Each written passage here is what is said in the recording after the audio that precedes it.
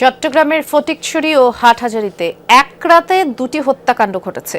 এর মধ্যে ফটিকছড়িতে জামায়াত কর্মী জামাল হত্যাকাণ্ড পরিকল্পিত বলেই পরিবারের দাবি। তার সাথে গুলিবিদ্ধ আরেকজন হাসপাতালের আইসিইউতে আশঙ্কাজনক অবস্থায় চিকিৎসাধীন।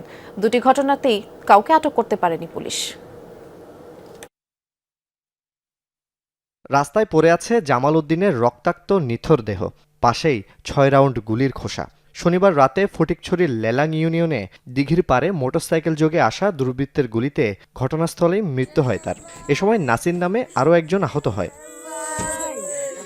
নিহত জামালের বাড়ি ফটিকছড়ির শাহনগরে হলেও থাকতেন চট্টগ্রাম শহরের পাহাড়তলী এলাকায়। পেশায় ছিলেন গার্মেন্টস ব্যবসায়ী, ছিলেন জামাতের সক্রিয় কর্মী। দলীয় অন্তর্কোন্দল থেকেই পরিকল্পিত এই হত্যাকাণ্ড বলে দাবি পরিবারের। আমরা আসলে বুঝতে পারতেছি যে এটা আপনার সাথে আওয়ামী লীগ এবং দলীয় কোন্দল একক আধিপত্য এলাকায় বিস্তারের জন্য জামাল উদ্দিন ভাইকে হত্যা করেছে। এটা একবারে সুপরিকল্পিত।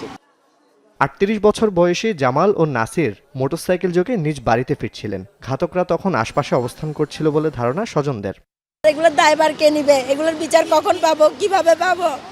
আমি আমার ভাইয়ের বিচার চাই, খুনিদেরকে শাস্তি দেওয়া হোক। প্রশাসন আছে, আমরা তো কিছু করতে পারবো না। প্রশাসনও যদি কিছু করতে না পারে তাহলে আমরা কার কাছে বিচার চাবো? গুলিবিদ্ধ নাসিরও সংকটাপন্ন অবস্থায় চিকিৎসাধীন আছেন চট্টগ্রাম মেডিকেল কলেজ হাসপাতালের আইসিইউতে। ঘটনার পর থেকে আতঙ্কে স্বজনরা। বিনা হারণে বিনা অপরাধ কিনা মাইয়া জামাইরার গুলো গুলো দুগো নাতি বিচার না চাই না। জামাই মানুষের উপকার ছাড়া কার ক্ষতি ন করে সিধার রান্তি জামাই।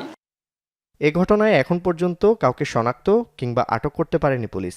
আমরা কিন্তু ইতিমধ্যেই প্রাথমিক তদন্ত শুরু করে দিয়েছি। কারা এই ঘটনার সাথে জড়িত সংশ্লিষ্ট সকলকে আমরা অবশ্যই শনাক্ত করে আইনের আওতায় নিয়ে আসার চেষ্টা করব।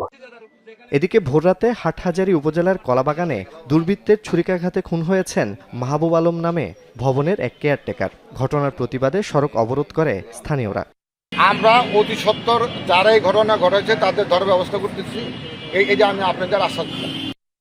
এর আগে গত সোমবার রাতে রাউজানে ঠিক একই কায়দায় মোটরসাইকেল যোগে আসা দুর্বৃত্তের গুলিতে খুন হন যুবদল নেতা জানে আলম।